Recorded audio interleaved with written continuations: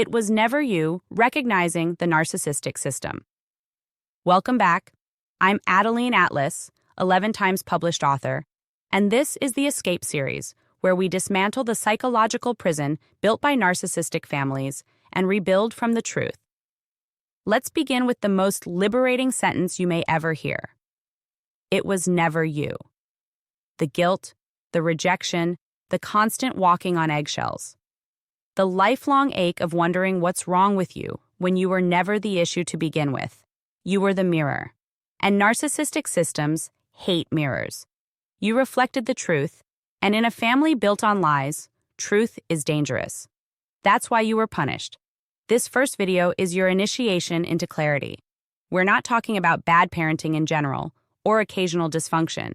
We're talking about organized chaos, a psychological structure designed to maintain power, avoid accountability, and break the spirit of anyone who sees too clearly. This isn't about one bad apple. It's about a system, a narcissistic ecosystem with roles, rules, and rituals meant to keep you locked in self-doubt and lifelong loyalty to your own oppressor. What makes a family? Narcissistic. Narcissism, when we speak of it here, is not just an individual trait. In these family systems, it's a structure, a hierarchy centered around one or both parents who demand loyalty, control, and emotional servitude. Everything revolves around them. Their image, their needs, their moods. The entire family dynamic exists to preserve their ego. That's why truth is forbidden. That's why your feelings were inconvenient. That's why your confidence had to be crushed. In a narcissistic family, there is no room for autonomy. Children don't get to discover who they are. They get assigned roles, scripts, identities that serve the narcissist's need for control. You may have been labeled the golden child, the scapegoat, the quiet one, the rebel, but make no mistake, these roles were never about who you were. They were about who the system needed you to be to survive. The emotional economy of control in narcissistic families is subtle. It's emotional, psychological, energetic. These families have their own economy, a warped value system. The currency is shame. The contract is silence. The prize is conditional approval. And the cost? Your identity. You learn early that love is earned, not by being yourself, but by making yourself smaller, more obedient, more convenient. You're rewarded for loyalty, not truth. You're punished for clarity, not disrespect. You may hear things like, don't be dramatic, or stop overreacting, or you're so sensitive, all code for, stop seeing clearly. Your ability to name reality becomes the enemy. So you learn to suppress your gut, numb your voice, doubt your instincts.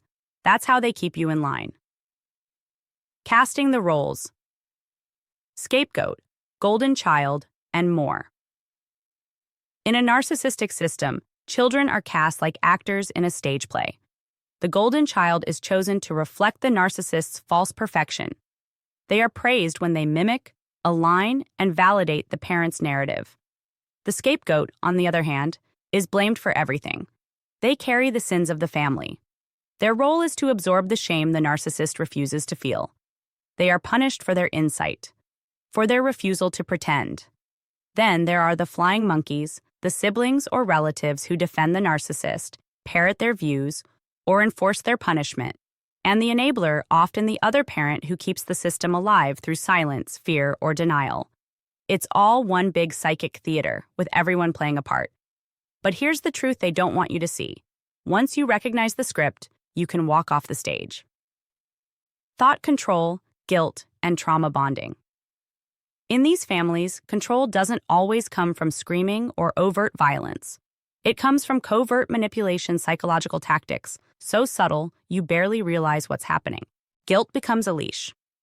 You're made to feel responsible for the parent's emotions. If they're unhappy, it's your fault. If they're angry, it's your attitude. If they're tired, it's because of how difficult you are. This is gaslighting 101, the complete inversion of truth. And then there's trauma bonding, the cycle of abuse, followed by love bombing. One day you're shamed, the next you're praised. This intermittent reward system scrambles your nervous system and wires your brain to chase approval instead of safety. You become addicted to crumbs. You mistake chaos for connection. That's not love. That's conditioning. The spiritual component. Why you were targeted. Here's what most therapists won't tell you. These dynamics are not just psychological. They are spiritual. You weren't scapegoated because you were broken. You were scapegoated because you were clear, because you had light, because you were the one most likely to awaken. And awakening is dangerous to systems built on illusion. You threatened their control simply by seeing too much. Your presence disrupted the pattern. That's why they tried to crush you. Not because you were weak, but because you were powerful.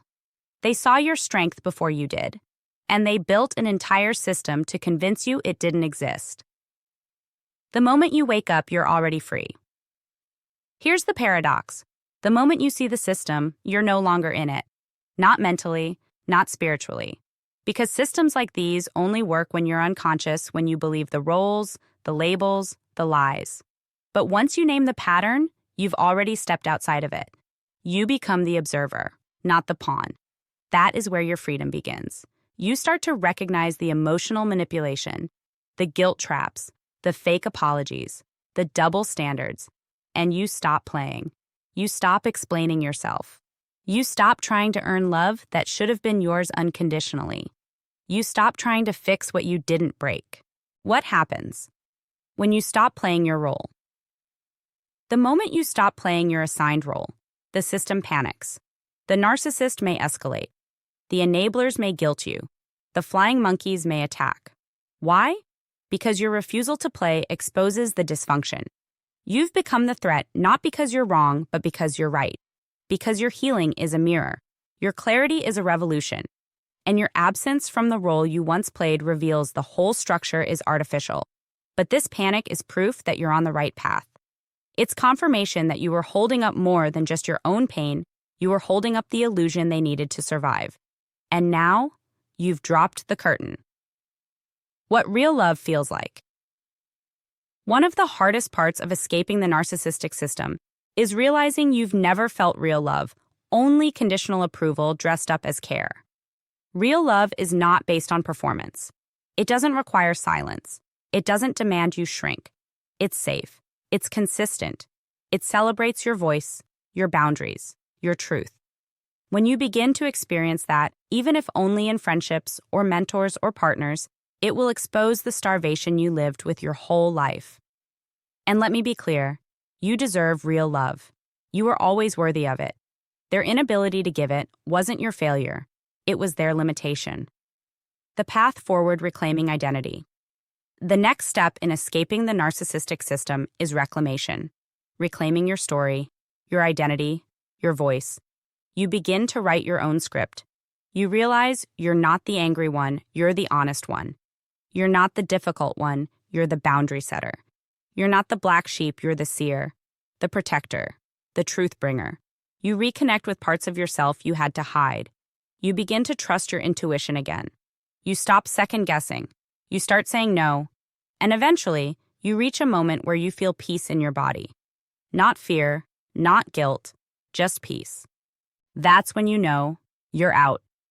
Call to action: your power starts now. Here's your call to action. Refuse to play the role. Refuse to carry shame that was never yours. Refuse to edit yourself to make broken people comfortable. This isn't just psychological survival. This is soul liberation. Because the moment you saw the system for what it is, you weren't inside it anymore. You became the observer. And observers become architects. You don't just escape. You build a new structure, a new lineage, a new story, one rooted in truth, clarity, and sovereignty. You are not their pawn. You are not their shame bearer. You are not broken. You are free.